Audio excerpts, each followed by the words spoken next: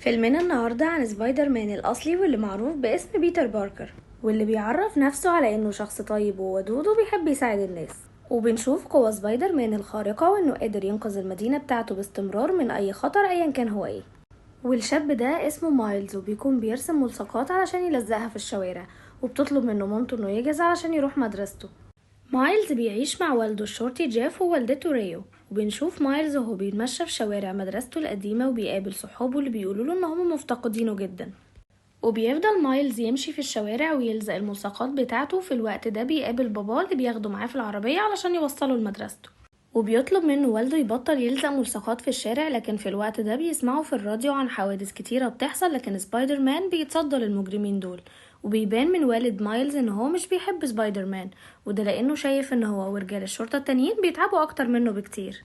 بيتأخر مايلز عن الحصة الأخيرة، ولما بيدخل بتسأله المدرسة عن سبب تأخيره، فبيرد عليها وبيقول لها ان الوقت نسبي وان ممكن يكونوا هما اللي بدأوا بدري مش هو اللي اتأخر. فبيضحكوا كل زمايله، وبيروح مايلز بيقعد جنب بنت جميلة اسمها جوين واللي بيبان عليه انه معجب بيها من اول ما شافها.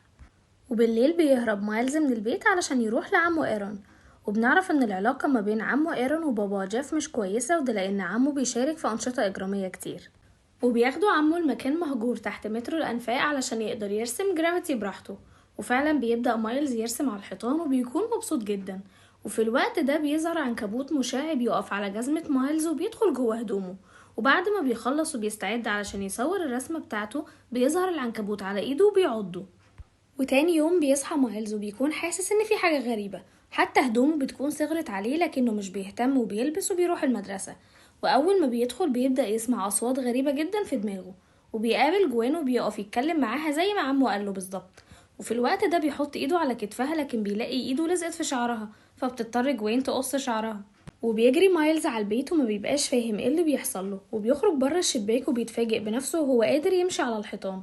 وبيفهم ان القدرات الخارقة اللي عنده هي نفس القدرات اللي عند سبايدر مان. وفي الوقت ده بيكلم عمه علشان يساعده، لكن ما بيردش عليه لانه بيكون مسافر. فبيروح مايلز لنفس المكان اللي قرصه فيه العنكبوت مرة تانية، وفعلا بيلاقي العنكبوت. وأول ما بيلمسه بيحصل له حاجات غريبة بسبب الإشعاع، وبيسمع صوت عالي جدا. ولما بيمشي ورا الصوت بيلاقي سبايدر مان بيتخانق مع كينج بان، وبيلاقي نفسه فجأة في وسط الخناقة ولا عارف يتصرف ولا عارف يهرب.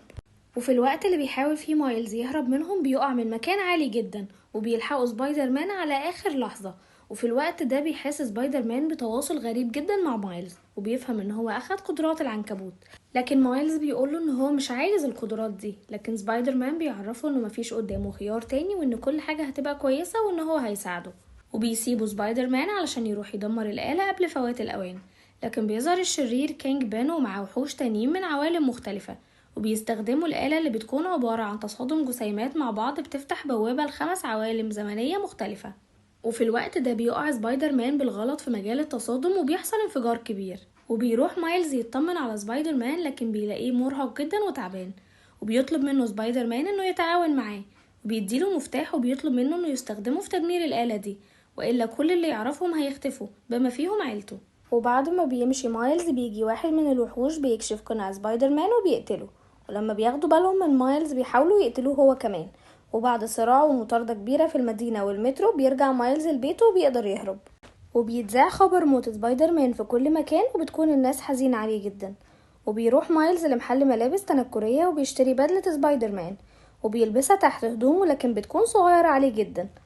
وبيروح مايلز المؤتمر الصحفي الخاص بصديقة بيتر باركر واللي هو سبايدر مان، وبيكون اسمها ماري جان. وبيجيب كل القصص المصورة عن سبايدر مان علشان يعرف الأماكن اللي كان بيتدرب فيها. وفعلا بيروح لعمارة وبيبدأ يتدرب فيها وبيحاول ينط، لكن بيلاقي انه مش عارف يستخدم القوة بتاعته. فبيقع وبيكتشف ان حتى المفتاح اللي اداهوله سبايدر مان اتكسر. وبيحس مايلز بالإحباط وبيقرر انه يروح لقبر بيتر باركر علشان يعتذر له على انه فشل في تحطيم آلة التصادم وكمان كسر المفتاح. وفي الوقت ده بيقرب منه واحد وبيلمسه، لكن مايلز بيتخض وبيهاجمه. ولما بيقرب منه بيكتشف ان الشخص ده هو كمان بيطلع خيوط عنكبوت من ايديه، وانه شبه بيتر باركر جدا، لكن الفرق انه اكبر منه في السن. وبتيجي الشرطة فبيضطر مايلز ان هو يربط الشخص ده وياخده معاه، وبياخده للمكان اللي تحت المترو الخاص بعمه.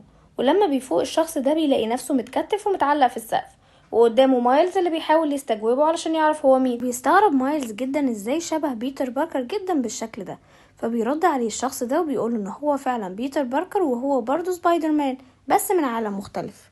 وبيقرر بيتر باركر انه يرجع للعالم بتاعه، لكن مايلز بيفضل يتحايل عليه علشان يدربه علشان يقدر يقضي على الشرير كينج بن. فاول ما بيسمع بيتر باركر الاسم بيقرر يتعاون مع مايلز علشان يدمروا هما الاتنين جهاز التصادم.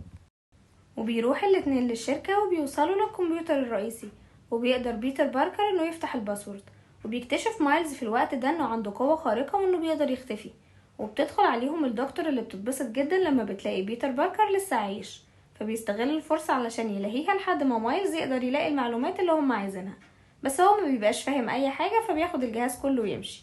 ولما بتقفشهم الدكتور بيطلع منها دراعات غريبة وبتمسك بيتر باركر من رقبته، وبتدور ما بينهم معركة في المعمل، لكن بيقدر هو ومايلز يهربوا منها. لكن بتجري وراهم وبتقدر تاخد منهم الكمبيوتر من تاني. لكن فجأة بتظهر واحدة شبههم ولابسة بدلة سبايدر مان، بتحارب الدكتور وبتتغلب عليها وبتقدر تاخد منها الكمبيوتر. ولما بتكشف عن نفسها بنكتشف انها جوين، وان هي كمان قرصها نفس العنكبوت المشع وحولها لسبايدر مان، لكن كان من سنتين. وانها تاهت في عوالم مختلفة لحد ما وصلت للعالم بتاعهم واتنكرت في زي بنت عادية علشان محدش يشك فيها. وبياخدهم بيتر لبيت عمته ماي اللي بتتفاجئ جدا اول ما بتشوفه، لكن بتعرف بعد كده ان هو جاي من عالم موازي. وبيعتذر لها عن اهماله وبيوريها المفتاح اللي اتكسر. وبتتحمس العمة ماي وبتاخدهم لأوضة بيتر علشان توريهم المختبر، المكان اللي هيقدروا فيه يعملوا مفتاح تاني من جديد. وبيتفاجئوا كلهم لما بيشوفوا المختبر مجهز على اعلى مستوى، وبيعرفوا ان دي الحاجات اللي كان بيستخدمها بيتر باركر في مهماته. لكن المفاجأة الكبيرة بقى لما بيلاقوا نسخ كتيرة من سبايدر مان وكلهم من عوالم مختلفة، وكلهم عايزين يرجعوا للعالم بتاعهم. فبيحاول مايلز انه يساعدهم لكن ما بيكونش قادر يتحكم في القوة بتاعته. وبيكتب مايلز رسالة لعمه وبيسيبها له، لكن في الوقت ده بيتفاجئ بان مساعد كانج بين بيدور على سبايدر مان علشان يخلص عليه. وبيستغل مايلز قدرة الاختفاء اللي عنده علشان ما يقدرش يشوفه. بتبقى المفاجأة الكبيرة بقى لما المساعد ده بيخلع القناع اللي هو لابسه، وبيتفاجئ مايلز ان ده عمه.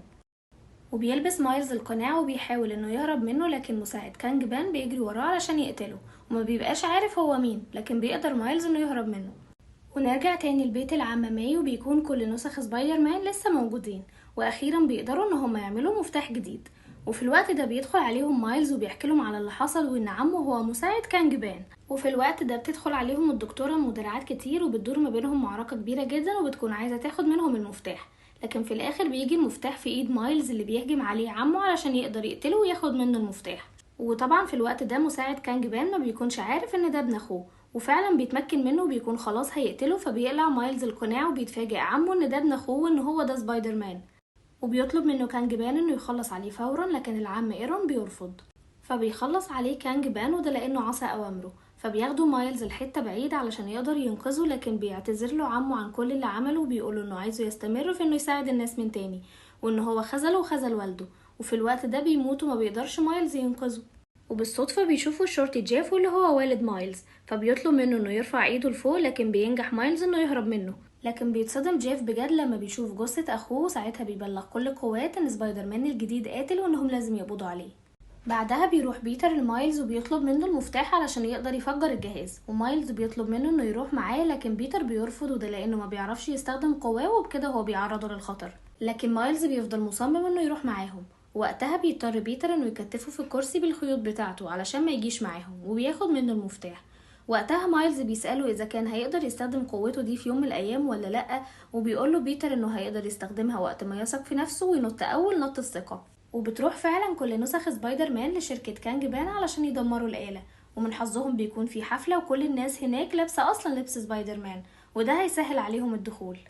وكفايه كده. لو عايزين تعرفوا نهايه الفيلم اتفرجوا عليه، وما تنسوش تكتبوا لي في الكومنتس عجبكم ولا لا، وما تنسوش تعملوا لايك وسبسكرايب وتفعلوا زر الجرس.